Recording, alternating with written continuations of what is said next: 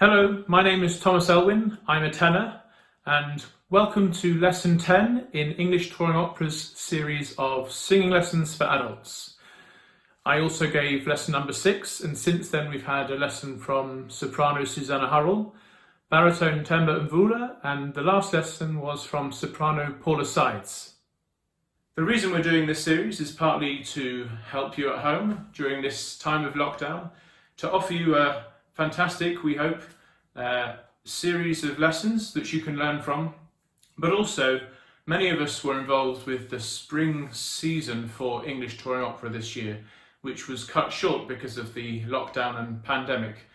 But English Touring Opera have been extremely supportive of all of us through this time, and we're delighted to be creating these videos for you and for them, and I hope you've enjoyed them so far. Themba gave you some homework if you watched lesson number 8. He asked you to sing a song that you know already perhaps, with a bit of freedom in your body, some movement, flexibility, and also with intention. What did you sing? What did you choose to do the homework to? Perhaps you can write down in the comments below what you worked on with Themba's homework.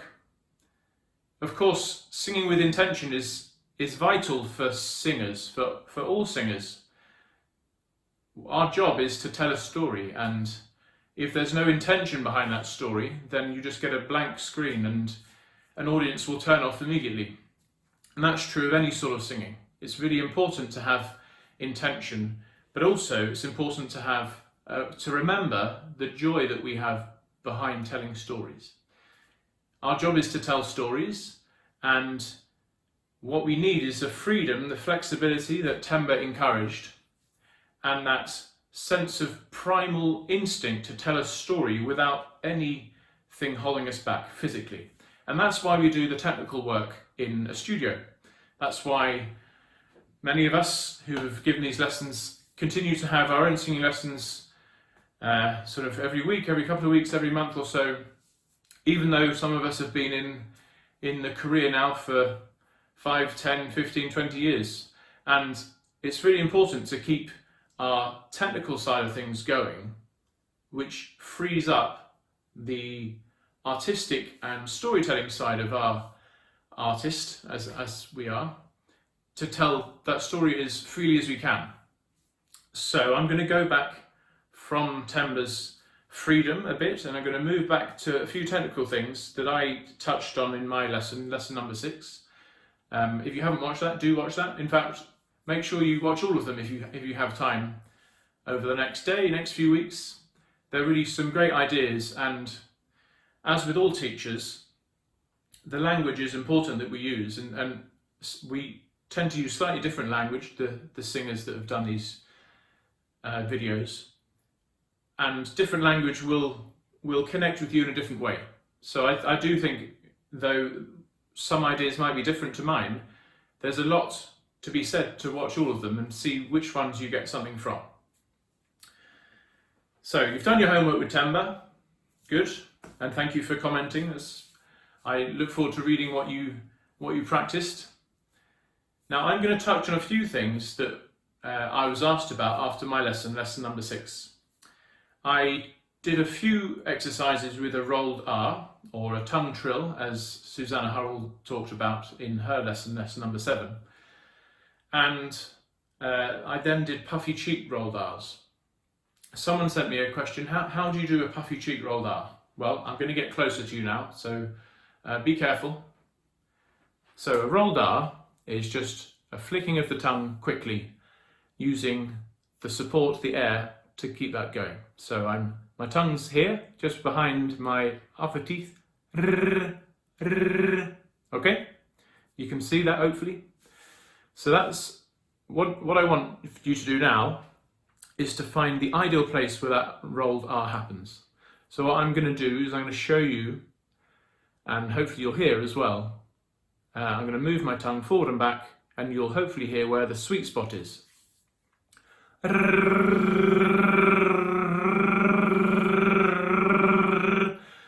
So somewhere in the middle, probably quite near the ridge just behind your teeth, front teeth up there, you'll feel a sort of sweet spot.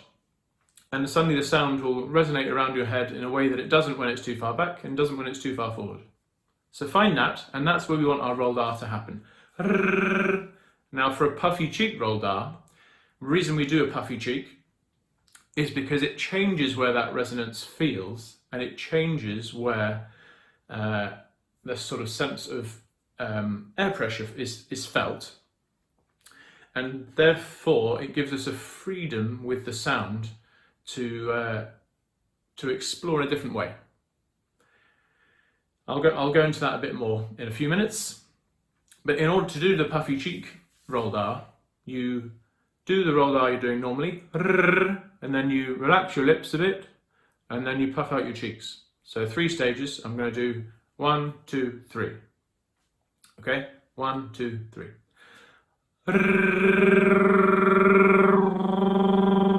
You got that? 1, 2, slightly relaxed lips, 3, puffy cheek. Okay? Happy with that? Good. Okay, so now we can do a rolled R and the puffy cheek rolled R. I want to go into something that Susanna Hurrell asked me about in her lesson. She asked about how to get the sense of space and resonance at the top of the voice when you're doing that rolled R. Now, before we go into this, it's very important that the rolled R is not a pressurized sensation.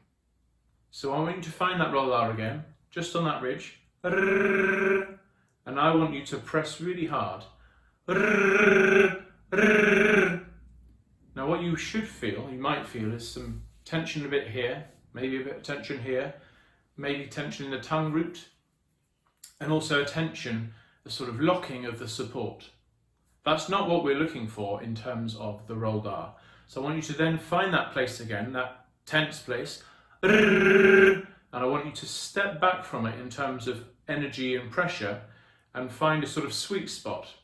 If you watched my lesson, number 6, you might remember I talked about ringing a bell and that sort of ideal ring. If you hit it too hard in the wrong place, it doesn't sound right, but just a tiny bit in the right place and it will ring easily. So that's the sweet spot we want to find with everything in singing, but at this moment with that rolled R. So start too hard and then soften a bit.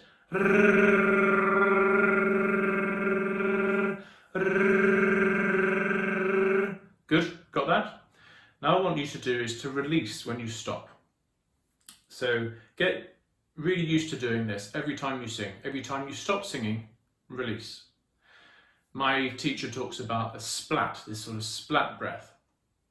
So what I want you to do is have this idea that low down, what you can't quite see in the camera, just releases, those sort of low abdominals, just above your legs. Everything releases and it splats out and the air comes in and all up here feels like it releases and is relaxed, and you're ready to start that process of supporting the next sound.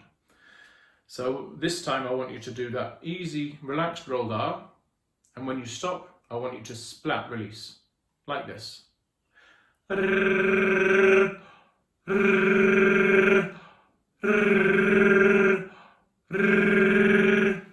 Okay?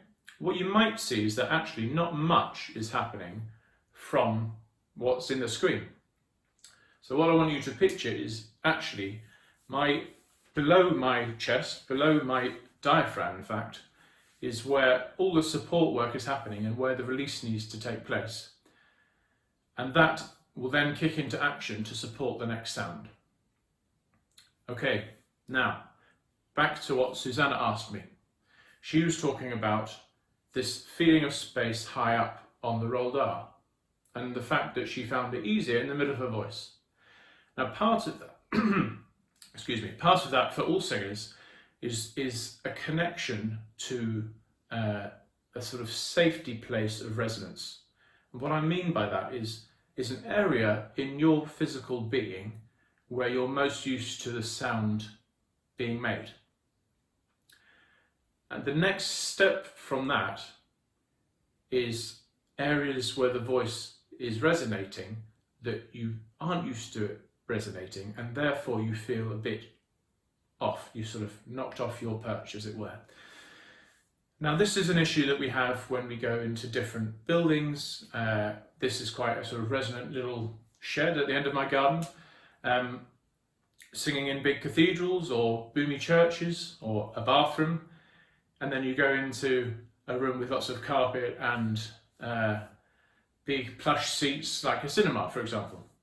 Now, singing in those places feels different because our sense of resonance changes and where the voice feels like the sound's being made.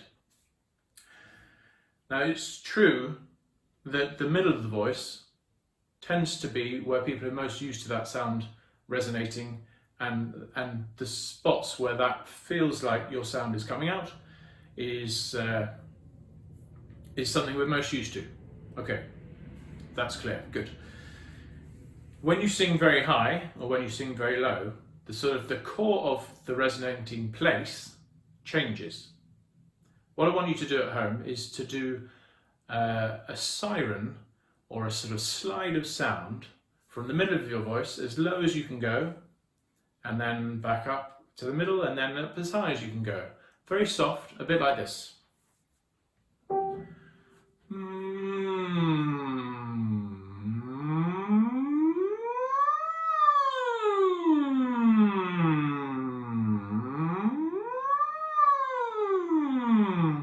Okay, pause the video there in the middle, pause, ding, and I want you to have a go at that. Ready? Pause, have a go. Are you back? Good. Now I want you to do that again, and I want you to be really aware of where the core of the sound feels like it's resonating.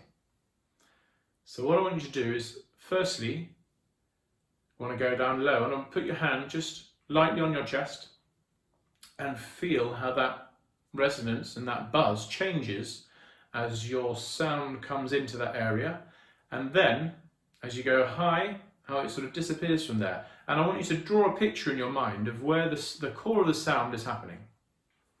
I'm going to do it myself.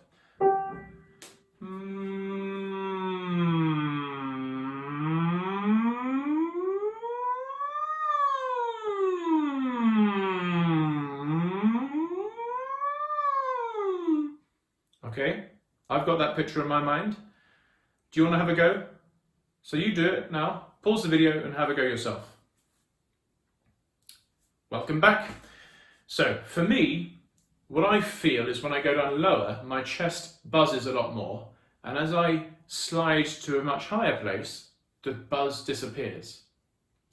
Now, the slight issue with a rolled R and going high up or low is that the feeling of buzz is right here at the front of the mouth, but actually the core of where the note wants to resonate is changing behind it.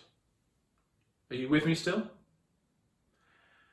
Okay, so you imagine here, this is where it's tickling, buzzing there, but actually the core of the resonating sound is going from here, up here, up here, up here, up here, and back down. So it's important for us not to hold the resonating place where the tongue is trilling, but to be aware of that core moving as you go up and down.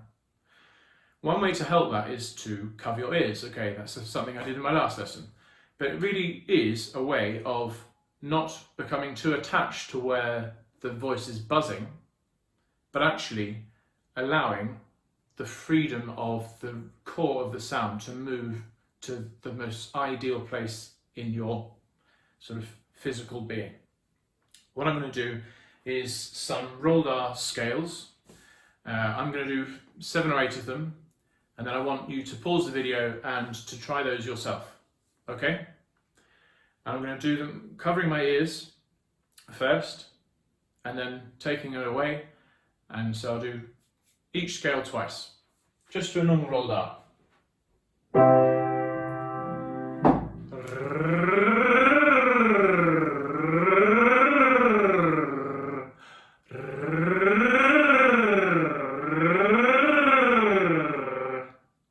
Next one.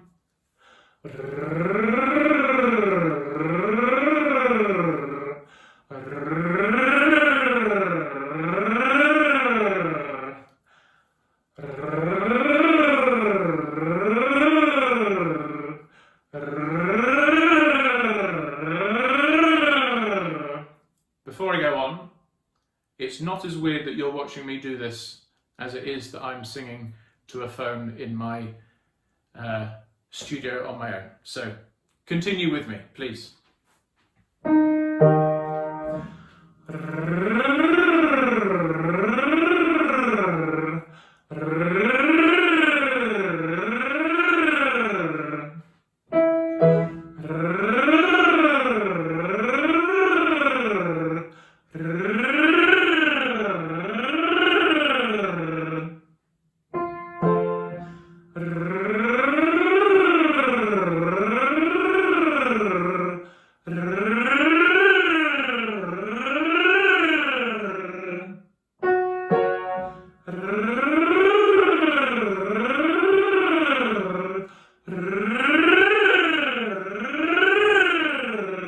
Last one for me.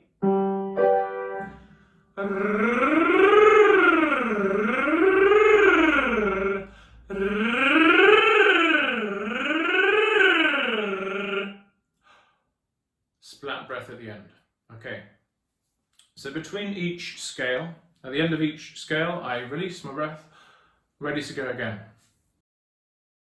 And what I find with that exercise is that covering my ears helps me get used to the energy and amount of breath I need to get through each scale.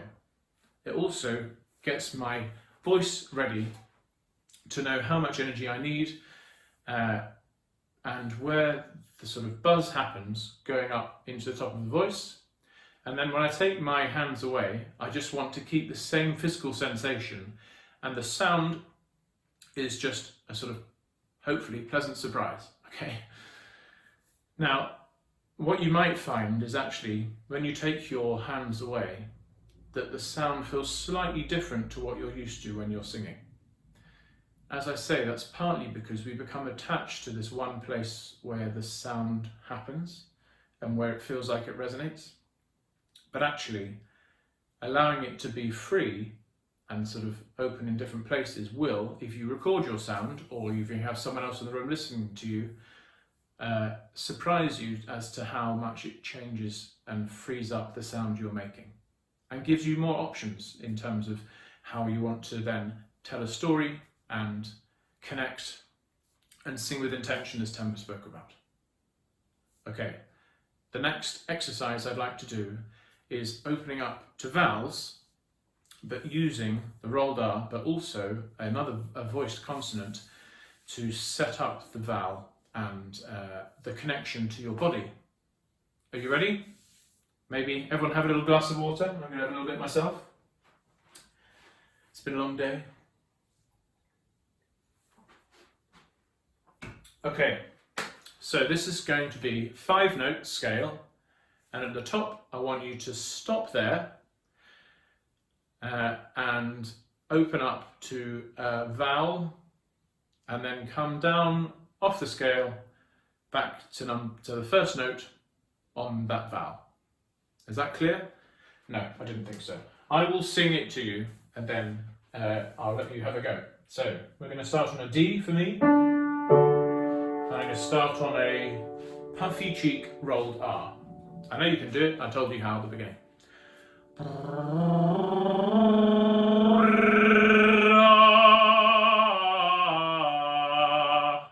Okay, oh, sorry about that.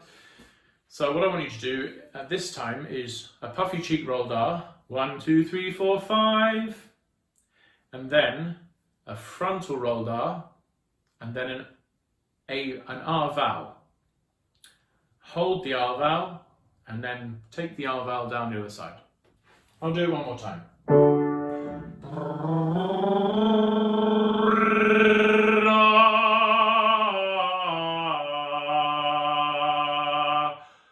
Splat breath at the end. Release. Okay. You give that a go. Maybe pause the video if you want. and have a go. I'll give you a chord before you start. Okay?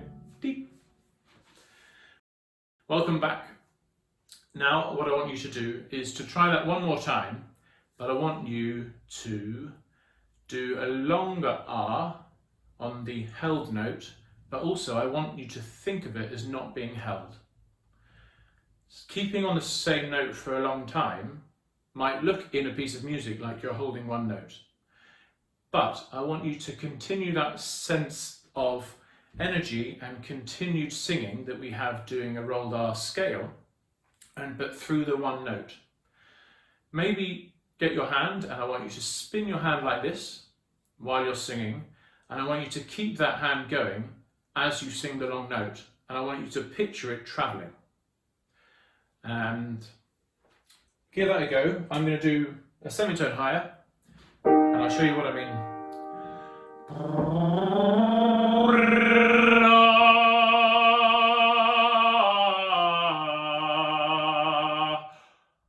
Release at the end. Good. The reason for this is I want you to picture and physically feel how the voice continues to move. Sound without any energy does not happen, okay? We need the energy of the air to go through the vocal cords and to create that sound wave. And if you stop moving, the sound will stop working. I'll try and do it wrong this time. I'll just hold the note and see what happens.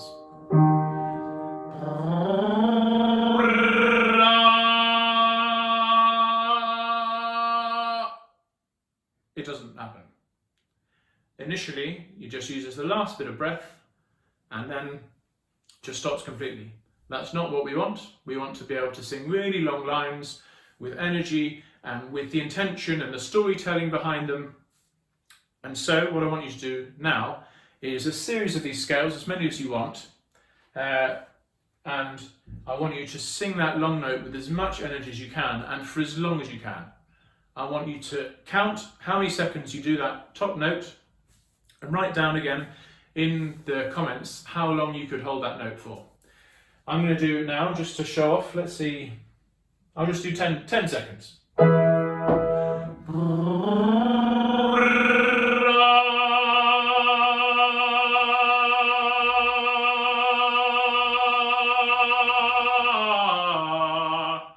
Okay, I'm sure some of you can beat me.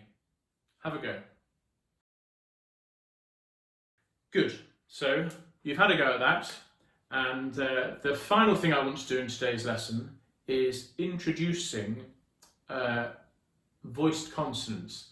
Now, Susanna talked about this a bit, and in fact quite a few people in these lessons have talked about consonants. But I want to talk about a very soft V. So I'm going to come close again and just show you what I mean. So when you do a V, just a single V, it doesn't need much pressure to sound. In fact, it only sort of tickles the lips together. Bottom lip on the upper teeth. But in order to make that sound, there's a connection to the support. So we release, splat.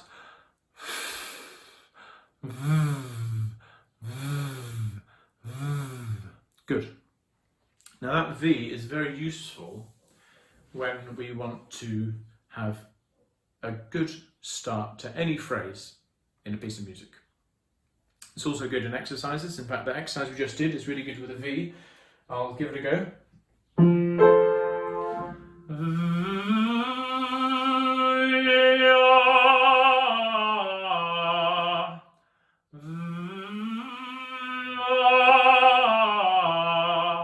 Okay, it's a really very light touch, that V, but it does energize and connect the support to your voice again, which is what we're looking for. What I want you to do is find a piece of music that you have that starts with a vowel. I've got one here. Here's one I made earlier. It's a beautiful Bellini song, and it starts with the letter E, era la notte. And when I practice it, to try and get that connection immediately, sometimes it's difficult with just a vowel, I put a little V just while I'm practicing to get that connection to start. I'll show you what I mean. So the word is era la notte. Era la notte. One more time. Era la notte. And one more time with the idea of the V in my head, but without the V. Era la notte. What I hope you've heard is that the V connects the support, and then you have immediately a good note on that vowel. Did you hear that? I'll try one more time, and this time I'm going to try and press it too much.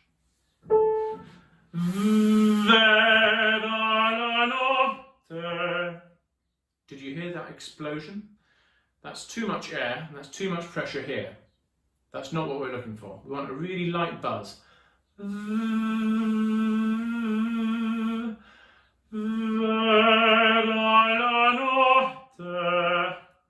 the next phrase also starts with an E.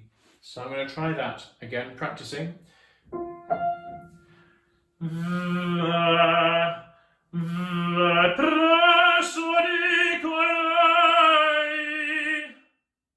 more time.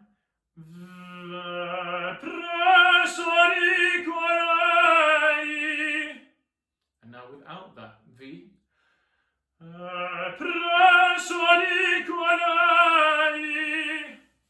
Okay, that's good.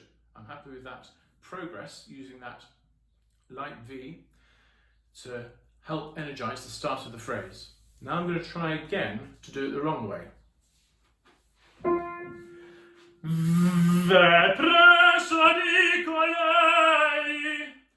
Now for me, that exploded and then I felt tense going through the phrase. So now I'm going to sing those two phrases together with the idea of that soft V starting each phrase and see how I feel about the improvement hopefully in the last minute.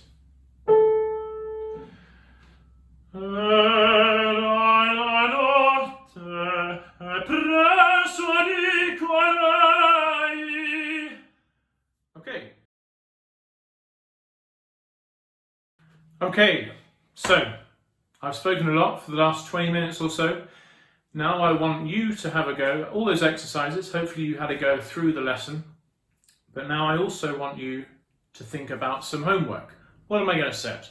Well, I want you to take that buzzy V and I want you to introduce that into some pieces of music you sing, something you've known for ages perhaps, maybe a new piece you're learning.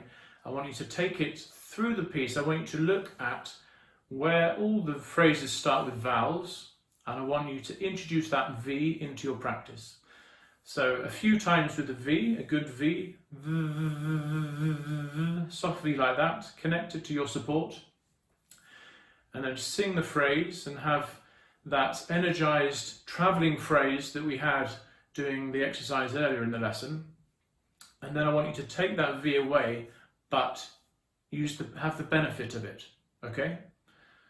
So in my last lesson, I gave you homework to try using rolled R and to cover your ears singing phrases. And this time, I want to have the light V before a vowel starts on each phrase. Okay? I hope you enjoy working with that. I hope you've enjoyed the lesson. Do please watch the other videos and watch the other videos that English Touring Opera have created. Please subscribe to our YouTube channel, like our Facebook page, like this video, all those things. Please go to the ETO website and if you can, support the work that English Touring Opera is doing. Thank you very much. Please stay safe. Bye-bye.